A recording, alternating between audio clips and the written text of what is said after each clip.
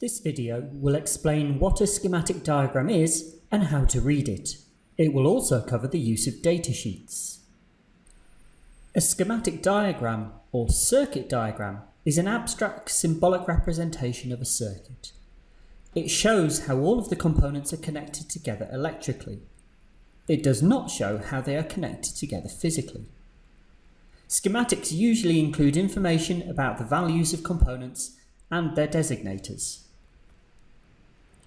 Each type of standard component has a standard symbol. However, there can be multiple symbols for the same component. For example, these are all symbols for a capacitor. A list of common component symbols can be found at the back of the lab booklet. You do not need to memorize them all. Instead, you will naturally learn them as you use schematics during your practical work. Schematics can often look quite daunting and complicated. However, they will become easier to understand with practice and experience. A lot of circuits are very similar, and you will soon start to recognize common circuits. How to read a schematic.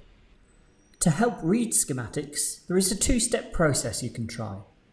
The first step is to identify what all of the symbols are. In this example, we'll look at one of the sub-circuits from the I/O board you are constructing. We can see that there are a 5 volt and 0 volt power line. Next, we have two resistors, R9 and R12. R9 is a 10K resistor, whilst R12 is a 4K7 resistor. We then have a light dependent resistor, or LDR, a test point, and an interface pin. Now that we have identified all of the components, we can apply some circuit analysis techniques to interpret the diagram in step 2. Circuit analysis in this case does not necessarily mean equations. We can see that the circuit is a voltage divider circuit comprised of the LDR and R9. The circuit operates using 5 volts and is connected to the microcontroller pin RA2 through a current limiting resistor R12. If we were to measure the voltage, it would be between 0 volts and the output pin, which would be the voltage across R9. This means that we would have to use the voltage divider equations and Ohm's law to calculate the value of the LDR. Drawing schematics. During the PCB CAD lab, you will gain experience of drawing schematics for simple pre-designed circuits and converting them into a PCB. You will learn how to design circuits in other units such as Electronic Circuit Design 1 and 2. A key thing to remember when drawing a schematic is to keep it as simple and tidy as possible. The most complicated aspect of a schematic is often the wires that connect components together. You can very easily end up with a rat's nest of tangled wires which are hard to follow. Net labels are often used to reduce wiring lines on the diagram. These labels indicate that component pins are connected together. In this example, there are two connectors which are used to distribute power on a PCB. The diagram on the left has all of the electrical connections drawn in and is very complicated to follow. The diagram on the right uses net labels. Pin 1 on the power header P3 is connected to the net label GND, which represents ground. It is then easy to see on the power header P4 which pins are connected to GND. Pins 1, 2, 5, 6, 9, 10, 13, 14, 17 and 18. Voltage sources can be drawn using net labels for ease of visualization. In this example, the two circuits, both powering an LED, are identical. You can normally use a schematic in one of two ways, either to build a circuit or to investigate an existing circuit. The ability to relate the abstract schematic to a real circuit is an essential skill for electronics-based engineers. There are three main types of circuit you may come across: freely connected components, prototyping boards such as breadboard or Veriboard for example, and printed circuit boards. Let's look at an example of how a schematic can be related to a set of real circuits. This is a basic LED schematic. We can see that there is a single LED and a 330 ohm resistor in series with each other. The operating voltage is 5 volts, which is connected to the LED, and ground is connected to the resistor. This is the circuit constructed using freely connected components. Let's match the real components to the schematic symbols.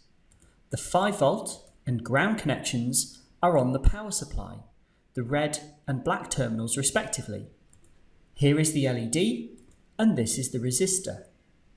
Having identified all the components, we can now look for the electrical connections. The connection between the 5 volt and the LED is this green wire here.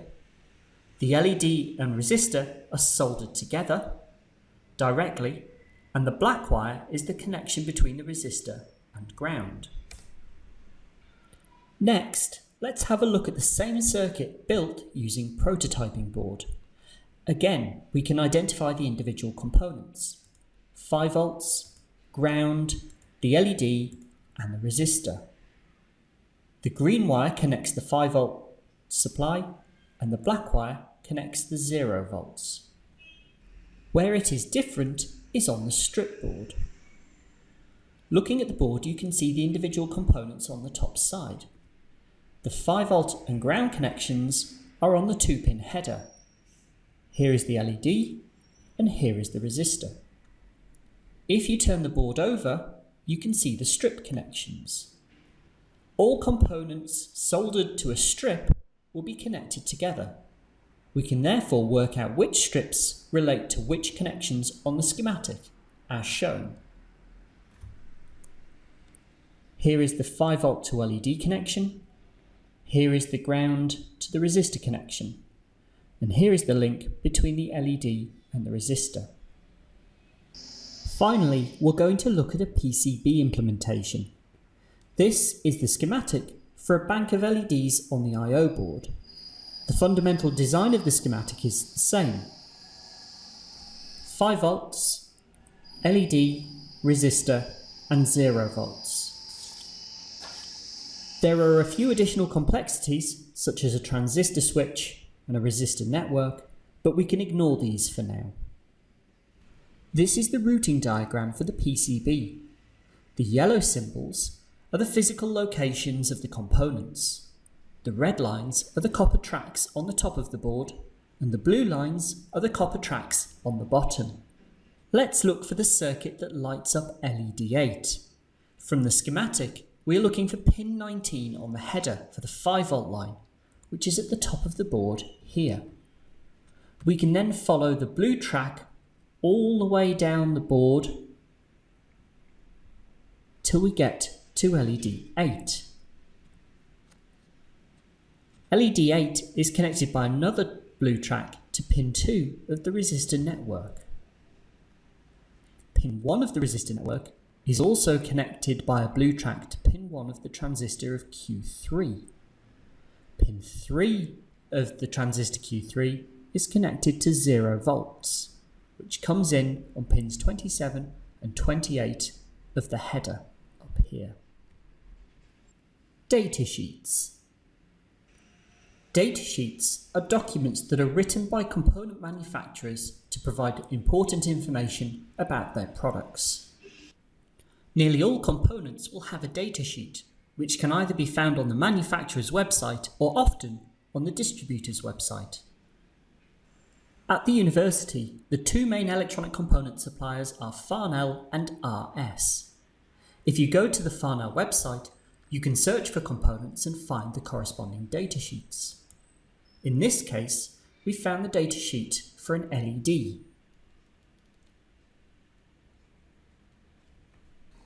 A copy of all of the datasheets for the components of the I/O board can be found on Blackboard. Common information that you can find on a datasheet include part numbers, component physical dimensions and pin layouts, electrical characteristics, and component-specific data such as performance characteristics, LED wavelengths, transistor switching speeds, or resistor thermal coefficients. For more complex components, example schematics are often provided, along with details of how to calculate values for any additional components required, such as resistors or capacitors.